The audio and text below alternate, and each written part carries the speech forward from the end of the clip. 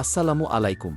মুহাম্মদ কাসিম বলেন, কেননা যারা উলামাদের ফলো করে তারা উলামাদের মন্তব্যে ভিত্তি করে বলে যে এই যে স্বপ্ন আছে এটা গুরুত্বপূর্ণ হয় না।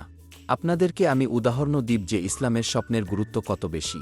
প্রথম উদাহরণ আমি দিব আপনাদেরকে যে আমরা প্রতি বছর বরকি ঈদে যে কুরবানি দেই সেটাও এক স্বপ্নের উছিলায় আমরা করি।